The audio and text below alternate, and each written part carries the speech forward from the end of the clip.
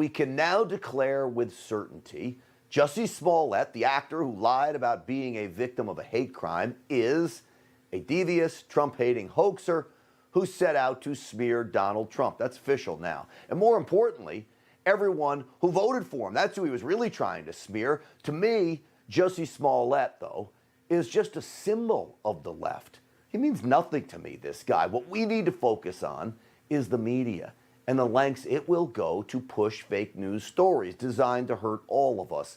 From day one, I called attention to the fact that this story could be bogus.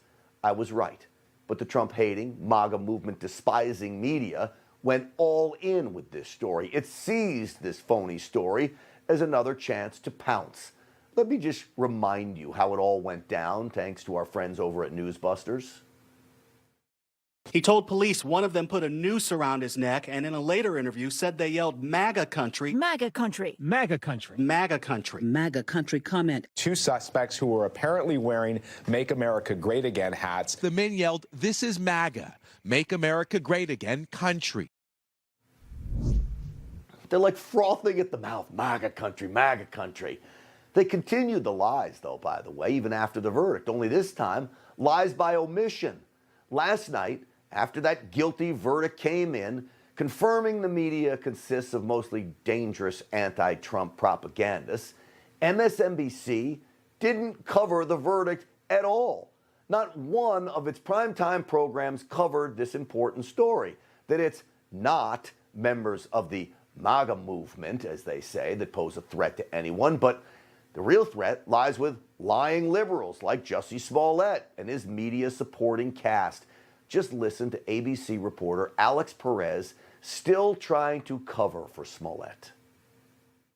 That jury deliberating here at the Cook County Courthouse for 9 hours over the course of 2 days, delivering a split verdict just moments ago. A split verdict? See, it's always in their words. I don't think this was a split verdict. The jury convicted him on 5 of 6 counts. That amounts to a resounding guilty as charged.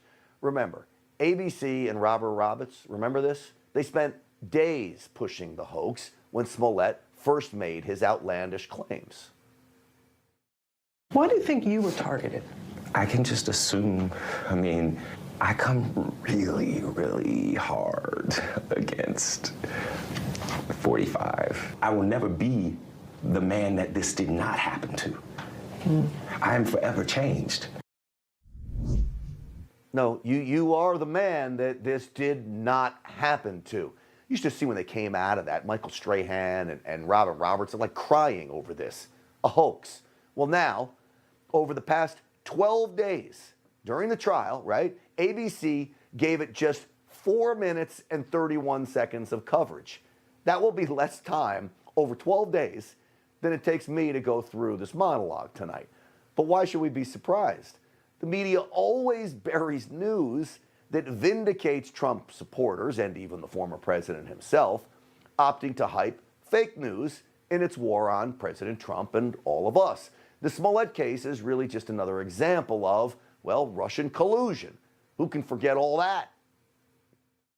There's plenty of evidence of collusion or conspiracy in plain sight. The fact remains, Russians did interfere in our election. Parts of the now infamous dossier on Trump have proven to be true. It's a fact that none of it, not one word, has been disproven. In fact, a lot of it turned out to be right on the money. We now know the Trump campaign secretly gave their own data to Russian intelligence. There was this elaborate and intricate web of connections and contacts between Donald Trump's campaign in 2016 and Russia. Who knows what a second term will be like? I think we do know. It will be Moscow's for the taking. Do you believe the president right now has been an agent of the Russians? Yes, I think there's more evidence than he is. Yes, and I think all the arrows point in that direction, and I haven't seen a single piece of evidence that he's not. Oh, man. You see, they ended that with a guy that's sleeping with a Chinese spy, and yet the media wants to take him seriously. What was it they were saying? Oh, it's a fact. There's no fact. It was all disproven, every single ounce and bit of it. But over the past year, it became even more clear that the Clinton campaign concocted the Trump-Russia collusion story. And like the Smollett case, the media eagerly ran with it, despite from the very start overwhelming amounts of evidence that proved it false. We laid it out for you many times, if only the liberal media was willing to look for that evidence, which they weren't. And when the arrests of Clinton-hired shady operatives started piling up over the past few months, what do you think the media did? It once again went into hiding. But fake news is what they do. See, here's the bottom line. Information is power. They know it, and they push fake news with impunity. Remember this. President Trump put kids in cages. Remember that headline? Well, when in reality, it was Barack Obama who did that, as the media actually spread those pictures you see on your screen, kids in cages from the Obama era, claiming it was President Trump's era. Or how about this one? President Trump called asylum seekers animals. But that's not who he was talking about. He clearly called MS-13 gang members animals, but the media lies by leaving that part out. And who can forget the Covington Catholic schoolboys? The media vilified these kids in an effort to vilify, well, all of you. See, they made up these phony claims that those kids directed racist slurs at an American Indian. All turned out to be bogus. But like the Jussie Smollett case, all concocted and peddled to besmirch the good name of freedom-loving Americans.